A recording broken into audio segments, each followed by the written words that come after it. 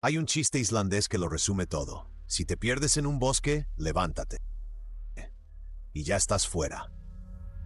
Pero detrás de esa broma hay una pregunta de fondo mucho más interesante. ¿Por qué Islandia tiene tan pocos árboles nativos? La respuesta corta es que no se trata solo del frío.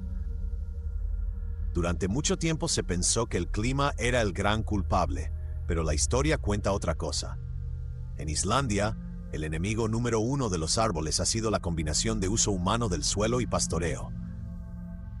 Tala, combustible, campos, ganado. Una cadena silenciosa, pero devastadora. Cuando los primeros pobladores llegaron hace casi 1150 años, no encontraron una isla desnuda. Encontraron mucho más verde del que vemos hoy. Los bosques y matorrales de abedul cubrían aproximadamente entre el 5% y el 40% del territorio. Había vida arbórea, había cobertura, había suelo protegido. Luego empezó el retroceso. La madera servía para construir y para calentar, también para fabricar carbón vegetal, imprescindible en la fundición de hierro y en la producción de herramientas. Cada necesidad humana parecía pequeña por separado. Juntas, cambiaron el paisaje entero. Y luego vino el gran freno. No bastaba con cortar. Había que dejar que el bosque se recuperara. Pero el pastoreo, sobre todo de ovejas, impedía que los brotes nuevos sobrevivieran. Ahí está una de las claves de la deforestación islandesa. No solo se perdió arbolado, también se bloqueó su regreso. Aún así, Islandia no es un lugar imposible para los árboles. En muchas zonas bajas el clima sí permite el crecimiento. Pero existen límites reales.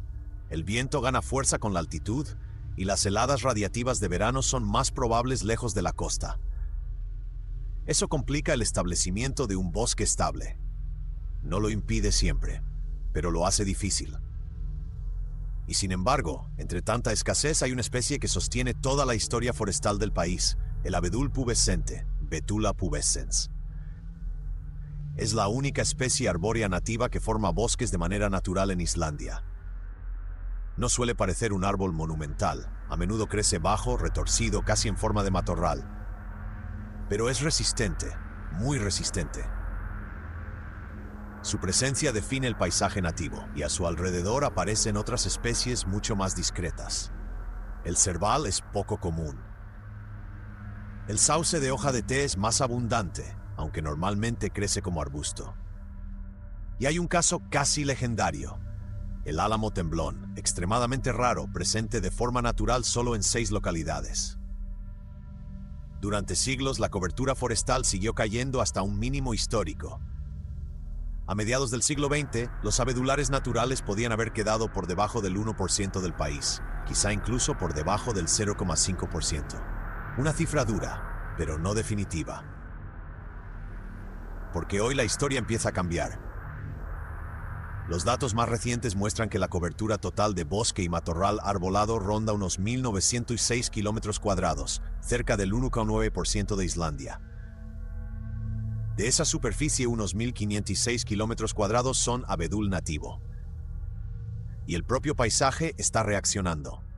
Una remapeación de 2015 señalaba que los abedulares naturales ya estaban expandiéndose, con unos 130 kilómetros cuadrados más que en 1990. Eso no ocurre por casualidad. Ocurre cuando se protege el suelo, se limita el pastoreo y se deja que las plantas hagan su trabajo. Uno de los ejemplos más conocidos es Eklúskogar, cerca del volcán Hekla. Allí, la restauración funciona como una especie de ingeniería ecológica. Primero, pequeñas islas de abedules y sauces. Después, el suelo se fija.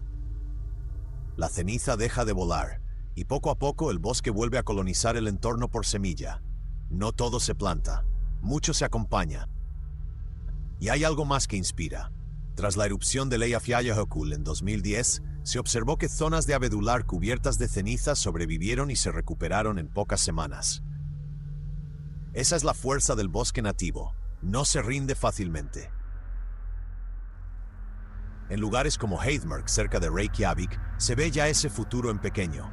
Bosques jóvenes, áreas protegidas, abedules silvestres mezclados con plantaciones cuidadas.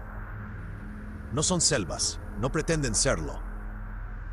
Son señales de algo más importante, que un paisaje puede recuperarse si le damos tiempo, protección y paciencia.